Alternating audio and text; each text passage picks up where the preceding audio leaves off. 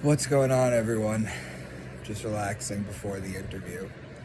So some people have asked me a question about my whole "what is God? God is everything." They've been like, "Well, are streets, or cement, or crystals, or these non-conscious things, is that God too?"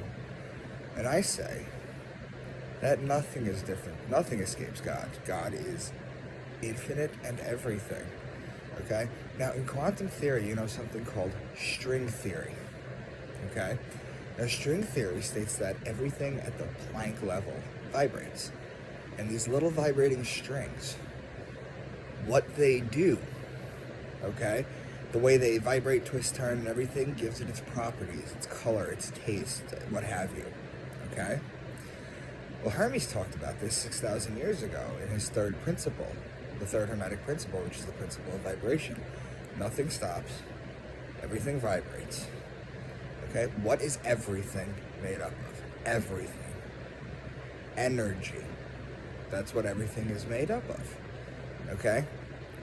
So a table, though not conscious, okay, vibrates at a specific level.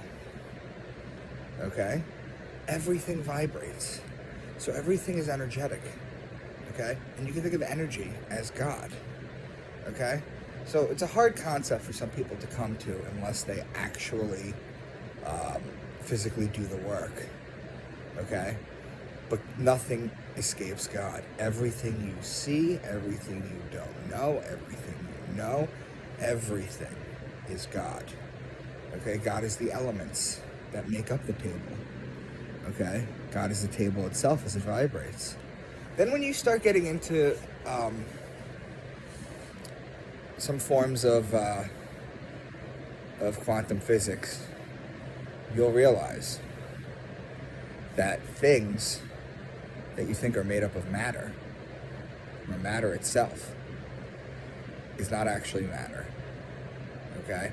If you ever look at an electron circling an atom, okay, it's 99.99999% empty space.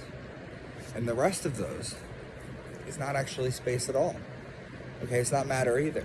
They're eigenvalues in a wave equation, which basically says that they're the mathematical probability of observing something. Now, when you get into quantum physics a little deeper, you'll realize that nothing exists independently outside of the observer. Okay? So there's a lot to take in. There's a lot of synchronicity that you have to do to come to this conclusion. But you have to understand that everything is God. Everything. Okay? That also includes the bad. Okay? They tell you this in Isaiah 45:7. They allude to it. What do they say? I, the Lord, create the good and the evil. I create the light and the darkness. I, the Lord, do all these things. Actually, I think I had that in different order. But it's the same thing, okay? So they're telling you that the good, the evil, everything is God. Everything makes up God, okay? We are all God. We are at a higher vibrational frequency, being self-aware, okay? Being self-aware of ourselves. Whereas animals are not self-aware. You know, when you put an animal in front of a mirror, they get confused. Or they just don't care at all. Okay? So there are different levels.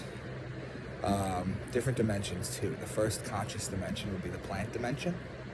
The second would be the animal. And the third that we live in is the human. Okay? Everything is God. Okay? In the book of Thomas, saying 77, split a piece of wood and I am there. Turn over a stone and you will find me.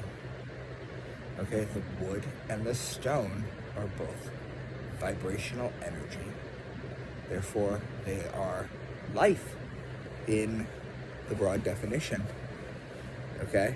Maybe not alive the way that humans, animals, and plants are, but it is still vibrating. It is still energy. It is still part of the matrix that is made up as God. So everything is God. Okay? The good, the evil, the mundane. Okay? You have to come to this understanding. So I just wanted to share that with you guys. I'm going to be doing the interview very shortly. I'll talk to you soon.